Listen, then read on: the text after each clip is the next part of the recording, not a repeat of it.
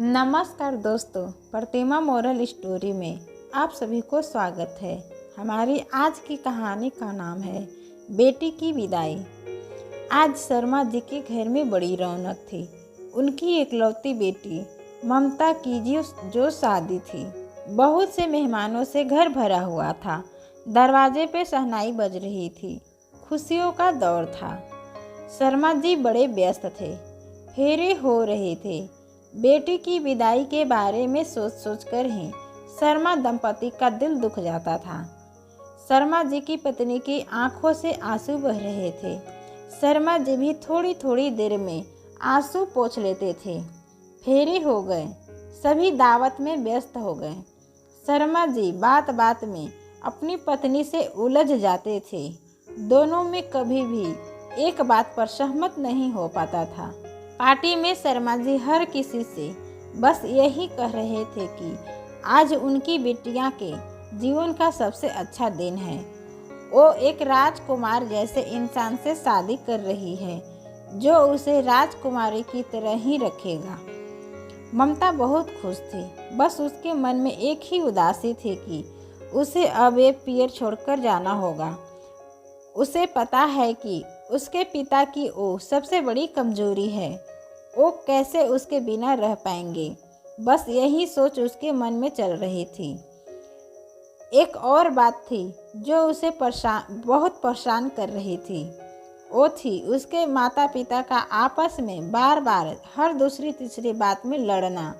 वो सोच रही थी कि और उसके मन में एक विचार आया। दावत करीब खत्म होने पर थी। थोड़ी देर में ही विदाई की रस्म थी।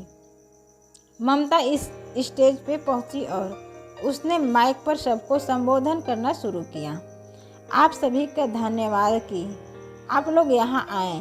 मेरे पिताजी और माताजी का आप सभी ध्यान रखना, क्योंकि मेरे जाने के बाद वो अकेले ही हो जाएंगे। मैं एक बात कहना चाहती हूँ कि मेरे पिता से और सभी लड़कियों के पिताओं से आप हम लड़कियों को बड़े प्यार से पालते हैं और शादी करते समय यही चाहते हैं कि हमें पति के रूप में कोई ऐसा इंसान मिले जो हमें राजकुमारी की तरह रखे और एक ऐसा जिंदगी दे जो परी कथाओं जैसी हो। सब शांत हो गए थे। सभी ध्यान से ममता की बातें सुन रहे थे।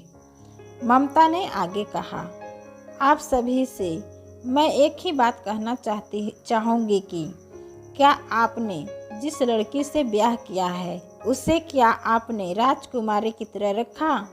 क्या उसे परी कथा जैसा जीवन दिया?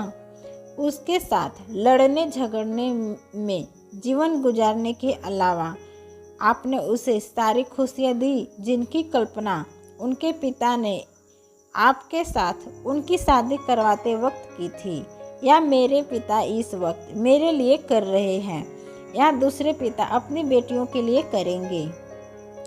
हाल में सन्नाटा छा गया था। ममता की माँ की आंखें मानो बारिश बरसा रही थी। हाल में मौजूद कई स्त्रियां रो रही थी। पुरुष चुप थे। शर्मा जी का सर झुक सा गया था। ममता ने फिर कहा, अब भी समय है। मेरे जाने के बाद या आपकी बेटियों के विदाई के बाद आप उस औरत के साथ वही व्यवहार करिए जो आप अपनी बेटी के साथ उसके पति या ससुराल वाले के द्वारा होते देखना चाहते हैं। इससे उन औरतों का खोया हुआ मान मिलेगा।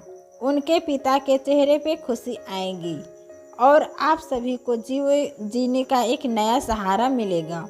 बस मेरी इतनी सी बात मान लीजिए, यही मेरी सच्ची विदाई होगी। यह कहकर ममता नीचे आ गई। उसकी माँ और पिता ने उसे गले से लगा लिया। सारा हाल तालियों की गड़गड़ाहट से गूंज गया था। एक बेटी ने अपना हक अदा कर दिया। तो दोस्तों, आशा है कि कहानी पसंद आई होगी। कहानी पसंद आई तो अपनी राय कमेंट के द्वारा अवश्य बताएं। Thank you.